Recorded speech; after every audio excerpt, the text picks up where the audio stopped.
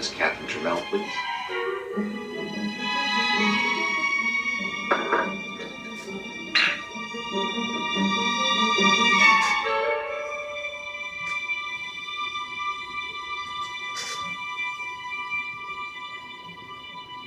I had really wanted to work with Paul Verhoeven when I first saw his films, his Dutch films.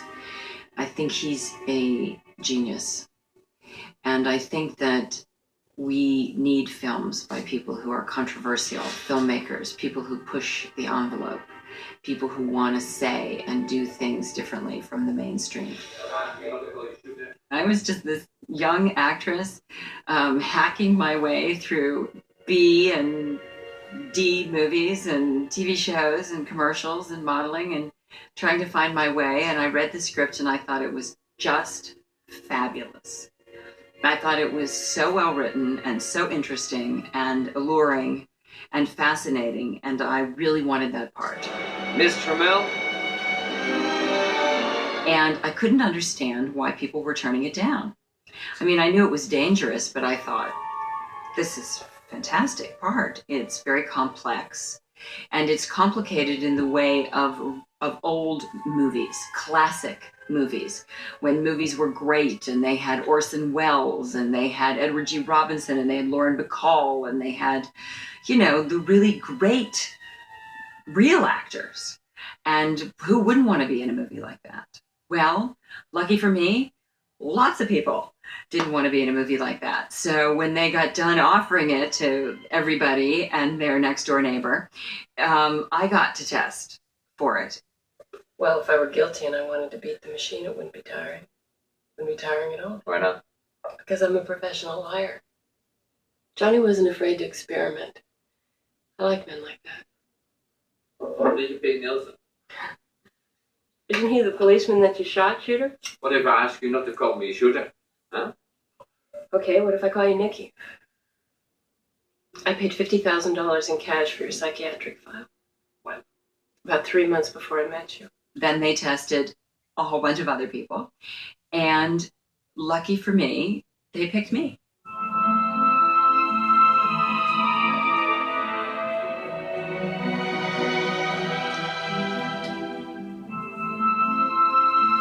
I think she's a very frank character and a very unguarded character and a very liberated character.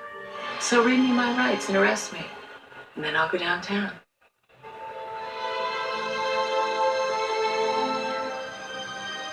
Otherwise, get the fuck out of here. It's always good to play a character that watches and a character that listens. Because characters that look at the other person and characters that observe and respond are always more interesting to watch than characters that just do. Didn't you ever fuck anybody else when you were married, Nick? How'd you know he was married? Maybe I was just guessing. What difference does it make? She's a fascinating character to play because she's duplicitous. And that's always interesting when you play a character that has any kind of dual intention. Do you have any Coke? I just love Coke with Jack Daniels. Had a Pepsi in the fridge. Well, it's not really the same thing now, is it? I learned a lot playing a character like that, a character that was so free, a character that was shameless and guileless. And I think that many people would like to be more like that, more and more free. Ellen Moroznik, who designed the costumes, really did a truly lovely thing for me, which was she designed costumes for me, with me, and then she took me shopping on Rodeo Drive in Beverly Hills. And she said, you can have anything you want. Not, well, what do you think would be nice for the character? You can have anything you want. Want a purse? You want gloves? Handbag? Belts? Let's go to Hermes. What do you want?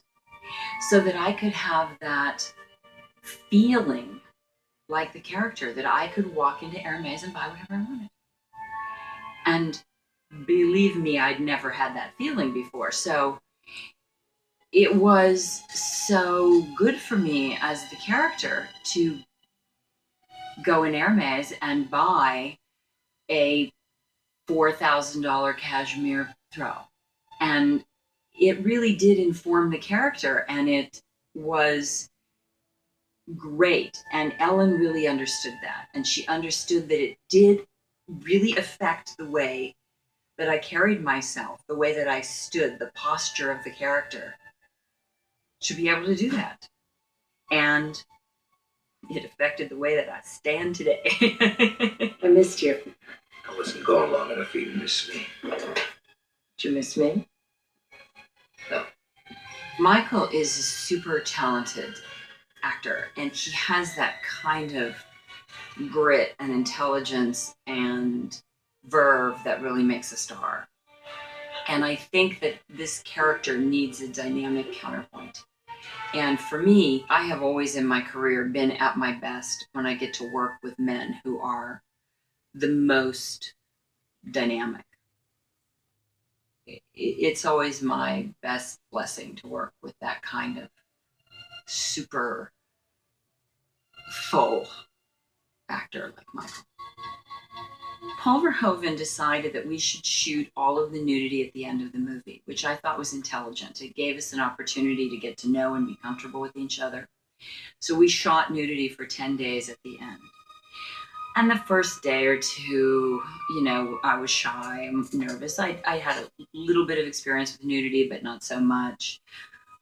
By about day 4, it's like, whatever. You get comfortable like you get comfortable with your girlfriends. And it gets easy and it gets comfortable. And they were very choreographed. They were laid out on storyboards so that you have a sense of structure, much like a dance sequence.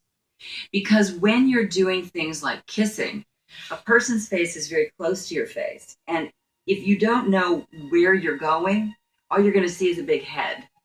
So you kind of know that you're going to go kiss, 2, 3, turn, because the camera has to be in a place and you have to be in a place. And your shoulder has to be in a place and you kind of have to move. You can't just kind of throw at it. So even though there's a certain amount, like in any structure of any scene, freedom, even more so with a love scene, you have to have a particular structure. And in those things, you also have to have very good set design, because it has to be lit well, and the bed or the room or the thing have to be the right color so that you don't look green or whatever. And it had to be done correctly so that it didn't look vulgar or cheap or silly, because you can look kind of silly. And so I felt that they were extremely well done and very well thought out and planned. And I thought that we were very respectful and kind with each other. And because of it, I think we have really sexy, hot, cool, what was at that time super modern kind of sexuality on film. Did you kill Mr. Boz, Mr. Trammell? I'd have to be pretty stupid to write a book about killing and then kill somebody the way I described it in my book. I'd be announcing myself as the killer. I'm not stupid. The interrogation scene in the movie was a many page long scene, and a scene where you sit in your chair and other people sit in their chair and you talk for, 6 pages is going to end up on the cutting room floor unless it's really interesting. So I worked and worked and worked and worked on that scene so that every single moment would have movement and interest and a kind of throw the ball kind of thing, because I wanted that to be a very alive and happening scene. You ever engage in any sadomasochistic activity? Exactly what did you have in mind, Mr. And I knew that we were going to do this leg crossing thing. And I knew that we were going to allude to the concept that I was nude.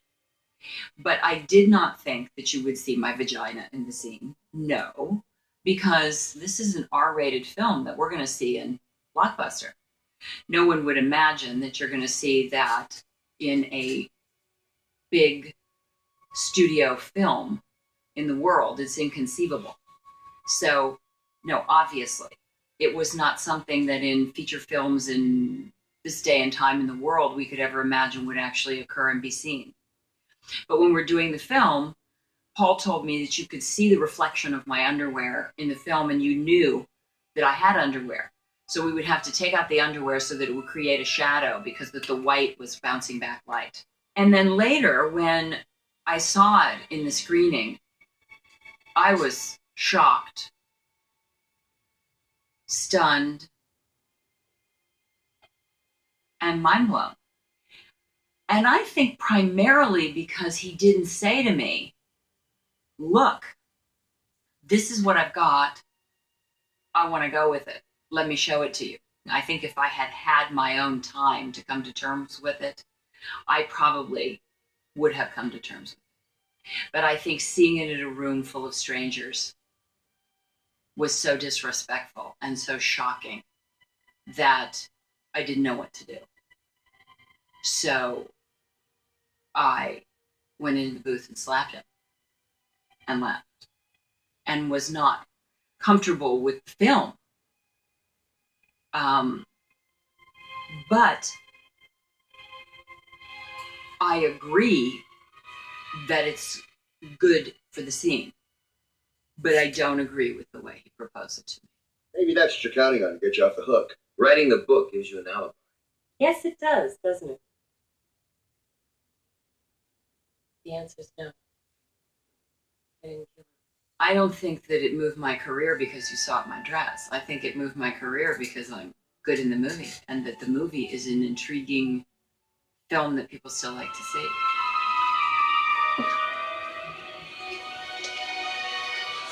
Well, what do you think? I thought it was a pretty good beginning.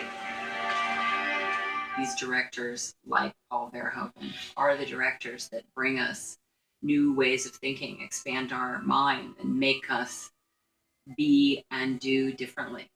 And I'm proud that I got to blaze a new kind of trail and make a new kind of film with Basic Instinct. I'm really happy that it's a film that stood the test of time. I'm happy that I'm in it, and I'm happy I got to work with a director who is a director I admired for so long.